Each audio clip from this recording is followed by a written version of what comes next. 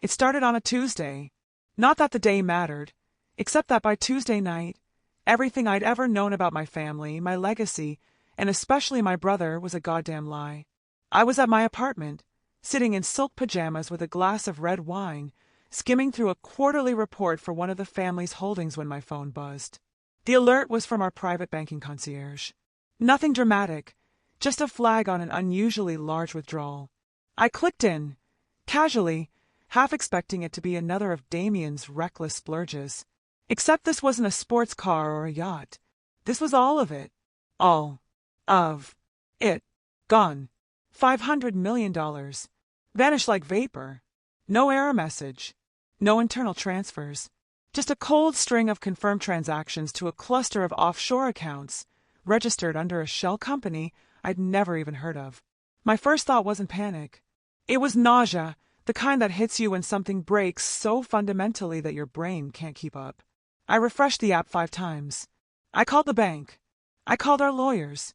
I even called my father, which I hadn't done in nearly 2 years. But no one had answers. Not until I pulled up the surveillance logs from our family office and saw the last person who logged into our shared trust account. Damien. He wasn't even subtle about it. Used his own credentials. Walked right in and pulled the plug on 4 generations of wealth like it was a power cord he didn't feel like paying for anymore. The next morning, his penthouse was cleared out. His number was disconnected. His passport history showed one last destination, a one-way flight out of the country, destination redacted. And just like that, my brother, my blood, ghosted us with $500 million. No warning. No explanation. No trace. You have to understand, Damien and I didn't grow up poor. We grew up rich, but not the kind of rich that buys noise. Ours was the kind that built empires quietly, controlled boardrooms, and made politicians flinch. My grandfather always said our family fortune was built on trust. Trust and discretion. Funny how it only takes one traitor to turn a legacy into a crime scene. Everyone told me to let it go. The money was gone. Damien was gone. Don't chase a man like that, Fallon, they said. He's already won. But they didn't understand. This wasn't about the money anymore. Not really. It was about the principle. The audacity. The nerve it took for my brother to look us all in the eye, year after year, and pretend he wasn't just biding his time, waiting for the perfect moment to take everything. So no, I didn't let it go. I got smarter, colder, more focused than I'd ever been. Because if Damien thought he'd buried me along with the money, he clearly forgot who the hell I am. And when I finally caught up to him, oh, he wished I hadn't. Before everything went to hell, we looked perfect on paper. The Callaways were the type of family that had portraits in oil and scandals in whispers. Old money, built on dry shipping routes, real estate portfolios that read like monopoly boards, and a hedge fund with a client list that could flip global markets with a sneeze. Our last name opened doors. It didn't matter if we were at a private gala in Monaco or a black tie fundraiser in Manhattan. When you said, Fallon Callaway, people stood straighter, smiled wider, measured their words. And then there was Damien. Damien was my older brother by 3 years, but he acted like he'd lived 100 lives before I was even born. He had that thing, the charm that could convince a cop to tear up a ticket or a CEO to sign a deal without reading the fine print. He was all mischief behind expensive sunglasses, disarming smiles with just enough recklessness to be magnetic. Women adored him. Men underestimated him. And my parents, God, my parents, they worshipped him. I used to think we were a team. He was the wild card, and I was the strategist.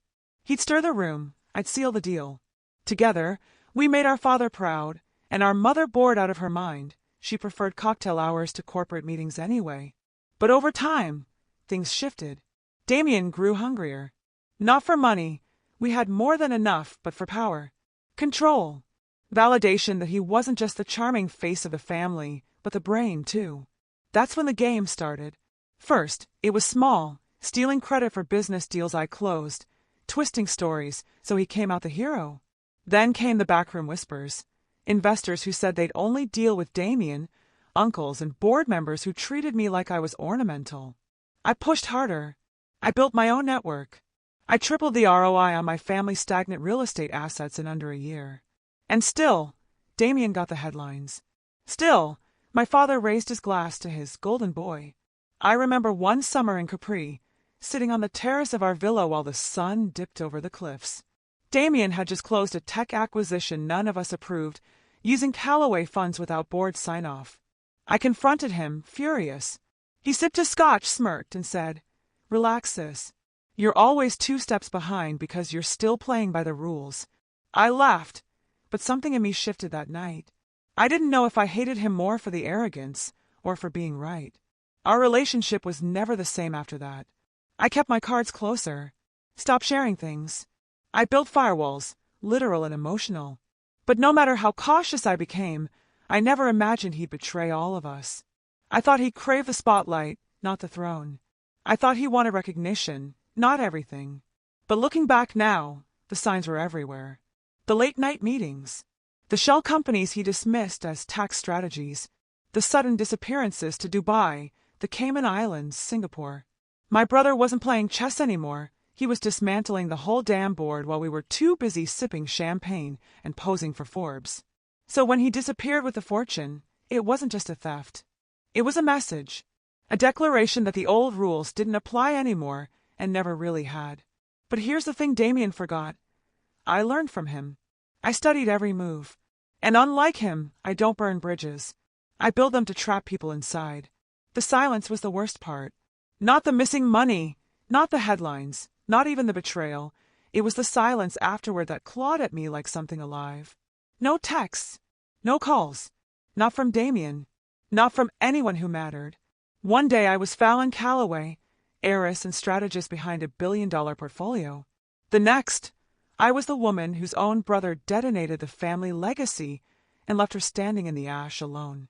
For the first 72 hours, I didn't sleep. I barely spoke. My phone rang nonstop. Board members, attorneys, press vultures smelling blood in the water, but every conversation felt like static. My father refused to believe it at first. He actually asked me if I'd helped Damien. Helped him, as if I'd ever willingly dismantle the empire I'd spent my life building just to play accomplice to someone who hadn't done a day of real work since college. I wanted to scream, but I didn't. I just sat at the massive oak table in our boardroom while men in suits with fragile egos dissected my brother's betrayal like it was a quarterly report. There's no way he moved that much without help. He must have been planning it for years. Who else had access? And always, someone would glance at me like I was Exhibit A in the case against my own blood. That's when I realized they didn't care who took the money. They cared who was left holding the scandal. And that person was me. I stopped going to meetings. I stopped going anywhere. I locked myself in my apartment for a week and drowned in paper trails, wire transfers, corporate filings, international tax records, anything I could get my hands on. My inbox was a war zone of subpoenas and denials. Our family name was all over Bloomberg and Page 6. The Callaway collapse. How $500 million vanished overnight. My mother booked a trip to France the day the story broke. She hasn't been stateside since. I kept thinking, maybe Damien would call. Maybe there was an explanation. A reason. Maybe this was just another of his twisted games, and he'd show up grinning with some bullshit line about teaching the family a lesson. But the days passed, and the silence grew louder. And I began to understand this wasn't about the money. Not to him. This was about burning the house down and making sure I was the only one left inside to choke on the smoke. People stopped looking me in the eye. Former allies went quiet. A few competitors even smelled opportunity and started circling our weaker holdings like sharks. Everyone was too polite to say it out loud, but the whisper behind every closed door was the same. If Fallon's own brother doesn't trust her, why should we? That was when the grief curdled into something sharper. I stopped reacting. I started calculating. I made a list. Every contact Damien had, every jurisdiction that had loose financial regulations, every time he'd ever gone off the grid for longer than a weekend. I wasn't looking for an apology. I was looking for a crack in the foundation he'd built. A weakness. A mistake. And somewhere, deep inside the hurricane of betrayal and shame, something inside me clicked. It was cold. Mechanical. Detached. If Damien wanted to disappear, fine. But I would become the one thing he couldn't outrun: the truth. He could hide. He could lie. He could erase his digital footprints, and sip martinis on the other side of the world. But he forgot something crucial about me. I don't need to catch up to someone to destroy them. I just need to find the right thread and pull. I used to think vengeance looked like fire, loud, explosive, impossible to ignore. But I was wrong. Vengeance is ice. It's still, silent, clinical. It waits and watches and cuts with precision. Once I decided I was going to find Damien, I didn't rant. I didn't rage. I just made the decision, and something inside me shifted. The first rule of hunting someone who doesn't want to be found: don't chase the man. Chase the money. People disappear. Wealth doesn't. It leaves trails, thin, fragile ones, but trails nonetheless. So I hired a forensic accountant who used to work for the SEC and a former Mossad operative who now moonlighted as a consultant. They didn't come cheap, but this wasn't about cost. I'd already lost everything that mattered. All I had left was resolve. We started with the shell companies. Damien wasn't dumb. He'd layered the transfers through a maze of jurisdictions: the British Virgin Islands, Switzerland, Mauritius, Singapore. He used crypto rails, fake charities, and nominee directors with names that sounded like they were generated by a randomizer bot. But he left one thread uncut: a boutique private equity firm in Dubai that he'd used to launder part of the stolen portfolio. A detail like that wouldn't mean anything to the press or the auditors. But I remembered that firm. I remembered a dinner party 3 years ago, Damien holding court with the founder like they were old war buddies. That was the first time I felt him pull away from the family orbit, building alliances that didn't include us. Back then, I thought it was ego. Now I knew it was the scaffolding of his escape. I flew to Dubai under a fake name, wore a wig, toned down the couture and upped the edge. It was 110 degrees, and I felt colder than I ever had in New York. I spent a week tailing executives, memorizing their routines, watching who they met, who they paid, who they feared. Eventually, I found one, an analyst with too many debts and not enough discretion. 10 grand bought me a name. Not Damien's. Mine. He'd set up one of the holding accounts in my name. Sloppy? No. Intentional. Insurance. A trap, maybe. Something to come back and use against me later. I didn't blink. I simply added his name to a growing list titled, "People who think I won't burn this whole thing down." Each city I visited gave me a new piece. Geneva gave me a timeline. Hong Kong gave me a second passport. A villa in Bali, empty but recently sold, gave me the first real proof Damien was still moving. He hadn't disappeared. He'd rebranded. A new identity, a new life, and a steady drip of money keeping it all alive. At some point, I stopped counting the days. I started tracking them like data points. I stopped thinking of him as my brother and started thinking of him as a target. Emotion was dead weight. Every time I started to remember our childhood, matching Halloween costumes, shared Christmas mornings, the time he carried me to the nurse's office after I broke my ankle, I shut it down. That Damien didn't exist anymore. Or maybe he never did. In Madrid, I got a photo. It was blurry, taken from a phone camera through the glass of a restaurant window, but it was him. Damien. Older. Thinner. Wearing sunglasses and laughing like the world had never burned. I stared at that photo for hours, zoomed in until the pixels broke apart. I memorized the curve of his jaw, the way he held his glass, the cut of the suit. It wasn't joy I felt. It was hunger. He looked happy, free, and I couldn't let that stand. My team didn't understand it. They assumed I wanted restitution, legal closure. They kept talking in terms of litigation and asset recovery. I stopped correcting them. The truth was darker. I didn't want the money back. I wanted him, cornered, unmasked. I wanted to see the exact moment he realized he hadn't won. That his great escape was just the prologue to my story. People say obsession is unhealthy. They say it eats you alive. Maybe they're right. But in my case, it gave me clarity, direction, purpose. The world had written me off, labeled me collateral damage in someone else's con. But I wasn't broken. I was focused, razor sharp, moving through continents and time zones like a shadow with an agenda. And I was getting closer. The hunt wasn't over, but I could feel it. The proximity, like breathing down the neck of a ghost that doesn't know it's about to be dragged back into the light. Next stop, he wouldn't see it coming. It was supposed to be another dead end.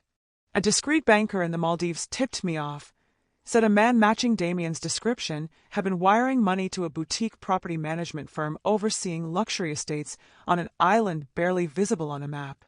I'd heard it all before. Maybe your brother's in Bali. Someone saw him in Buenos Aires. A man with his eyes was gambling in Monte Carlo. 90% was noise. But this one felt different. There was no press, no obvious glamour. Just an island owned by a company, owned by another company, buried under 6 layers of misdirection. The kind of place where people go to disappear, not vacation. And the wiring patterns matched a trust account I hadn't seen activated in over 2 years, one that only Damien and I had access to. I booked a private plane the next morning. Didn't even pack a bag. I didn't plan on staying long. I remember the heat first. It hit me like a physical wall when I stepped off the seaplane. Thick, humid, almost aggressive.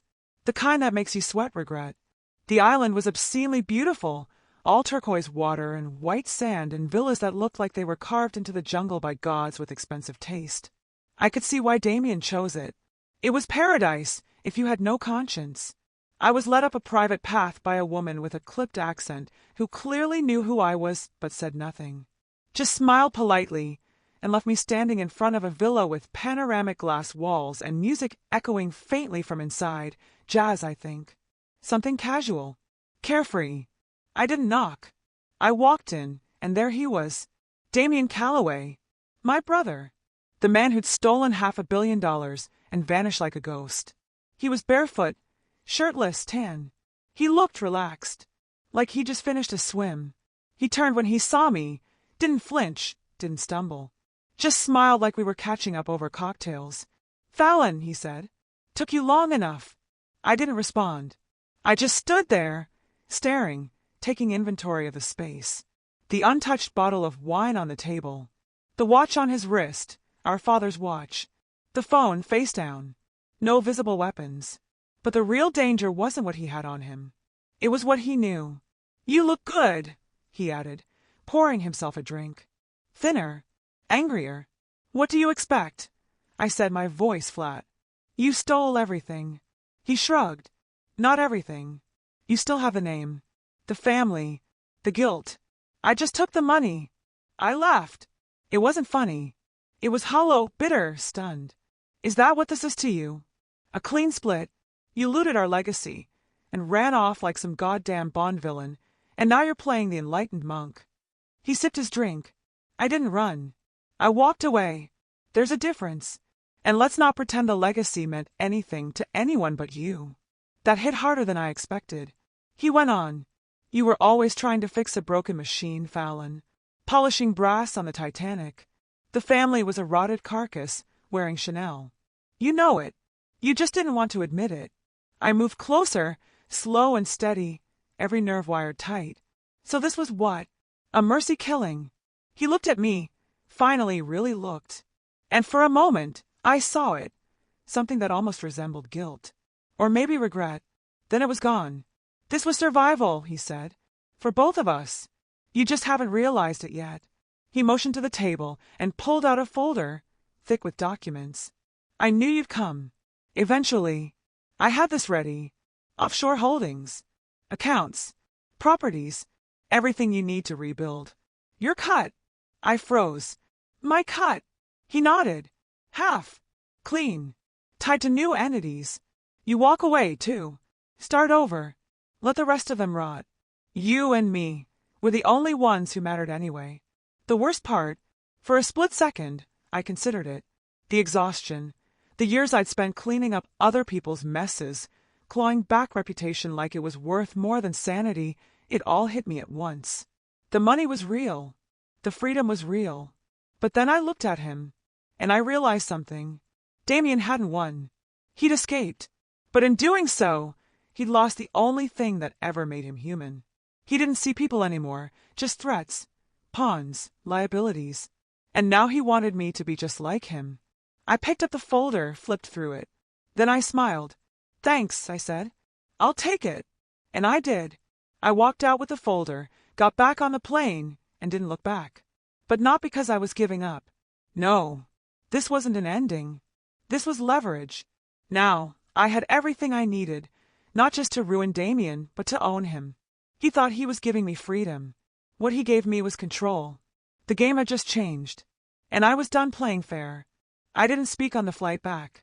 The folder Damien gave me sat untouched in my lap, the weight of it less about paper and more about what it represented. Power, history, secrets. I could feel it vibrating with implications. It wasn't just my cut of a stolen fortune, it was evidence. Confession. A blueprint of the entire operation that could unravel Damien's new life with a single leak. But what kept me frozen wasn't the money or even the mechanics of how he'd done it. It was the question he didn't ask. What are you going to do with it? Because Damien wasn't dumb. He knew what I could do with it. He knew I could walk into any federal office, flip that folder open, and set his world on fire. He also knew I wouldn't, not immediately. And that meant he had more cards. And I had no idea how many. 2 days after I got back to New York, the first bomb dropped. A sealed envelope arrived at my door. No return address, no courier record. Inside was a flash drive, nothing labeled. I ran it through a clean laptop, isolated from the network, and watched as a single video file opened. It was Damien. Not now Damien, but a version from years ago, filmed in what looked like a suite at the Langham in London. He was younger, less guarded, seated across from someone I hadn't thought about in ages, Silas Langford. My godfather. My father's best friend. The man who'd signed off on every major family trust before Damien ever touched a dime. They were laughing, drinking, and then Damien's voice dropped. It's almost done. The shell structures are in place. All we need now is the push from the board to dissolve the dormant assets. Silas leaned in. And Fallon. Damien smiled. Cold. Calculated. She'll be the cleanup crew. She always is. The video ended there. I sat for a full minute, the silence roaring in my ears. Because this wasn't just proof Damien had planned the theft with help. It was proof that people I trusted, men who raised me, advised me, told me how to protect the family name, had orchestrated it. And worse, they built the whole thing on the assumption that I'd clean it up, cover the tracks, take the fall if anything leaked. I was never a bystander in this. I was Plan B. All those years of fighting for approval, fighting to be seen as more than the accessory to Damien's charm, it had been theater. They never wanted me at the table. They wanted me under it, holding the structure together while they passed money and secrets above my head. Suddenly, Damien's offer in the Maldives wasn't just a deal. It was a dare, a test, a warning. He wasn't offering me money. He was offering me truth. He was saying, "You think I'm the villain? You haven't even scratched the surface." So I dug. I dug through old board minutes, fund transfers, obscure asset sales that had been scrubbed from official audits. I cross-referenced offshore filings with family travel logs and internal memos from the Callaway Foundation. And slowly, horrifyingly, a new narrative emerged. Damien hadn't stolen from the family. He'd stolen back what had already been stolen from us. The fortune my father bragged about building, it wasn't clean. It was built on fraudulent nonprofits, offshore labor, rigged pension funds, and quiet buyouts of companies headed for collapse. Damien had uncovered it years ago, and when he brought it to Silas, to my father, to the people who were supposed to fix it, they didn't shut it down. They hid it deeper. So Damien did what he does best. He broke the rules. He torched the machine. And yes, he took the money, but not before gutting the very empire that had been rotting from the inside for decades. He didn't do it out of greed. He did it out of vengeance, the same kind that now lived inside me. And that was the moment I realized I didn't want to destroy Damien anymore. I wanted to understand him. I wanted to finish what he started, but do it better, cleaner, without disappearing into the shadows. I wouldn't torch the legacy. I'd rebuild it on my terms. But I'd need to lie. I'd need to manipulate. I'd need to become the very thing I'd once hated in Damien, strategic, ruthless, untouchable. And I'd need him alive, because now we weren't enemies. We were partners in a war neither of us fully understood when it began. And maybe we never stopped being family. Not in the way that mattered. Not in the way that ruins you. I never gave the folder to the authorities. Not because I couldn't, but because by the time I returned from the Maldives, I realized something far more valuable than revenge. Control doesn't come from exposure. It comes from what you choose to bury. If I had outed Damien, scorched the earth, and handed everything over to the SEC, I might have won headlines. Maybe even some brief applause. But that would have made me a reaction. A footnote in someone else's story. And I wasn't here to finish Damien's war. I was here to inherit the battlefield. So I did what no one expected. I played nice. I returned to the Callaway boardroom, wearing black and a smile. Let them whisper. Let them wonder how I still had the confidence to walk back in after everything. Silas wasn't there. He'd retired early, which is code for someone showed him something he couldn't unsee and made him disappear before the authorities did. My father was quieter now, smaller. He never asked what happened between me and Damien, but I could feel the shift in the way he looked at me. Like maybe he finally saw me not as his daughter, but as his replacement. I restructured the portfolio, liquidated the vanity projects, redirected funds from our more ethically questionable holdings, and launched a new division focused on rebuilding communities our developments once displaced. Optics, yes, but also intention. The world was watching now, and I wasn't afraid of being seen anymore. People assumed I had forgiven Damien. Let him walk. Let him win. They were half right. I didn't forgive him, but I did understand him, and that's what made me more dangerous than he ever was. He was a scalpel. Precise. Violent in silence. I became the architect, designing legacy not from what we inherited, but from what we survived. He and I speak sometimes. Not often. Always brief. No emotion. Just strategy. He's still out there, still a ghost in tailored linen. I suspect he's building something of his own. Maybe a new empire. Maybe just a life untouched by expectations. But the strange thing is, there's no hatred left. Just a quiet tension that hangs between us like a contract never signed. Sometimes, I wonder if he knew what he was doing when he walked away. If he always planned to light the match and leave me the ashes, knowing I'd build something stronger in the burn. I used to want revenge. Now I want something else. Legacy. On my terms. The name Callaway doesn't mean what it used to. It doesn't stand for privilege or perfection or inherited power. It stands for survival, for reinvention, for the uncomfortable truth that sometimes the ones who break the rules aren't the villains. They're just the ones who saw the game for what it really was and refused to play it small.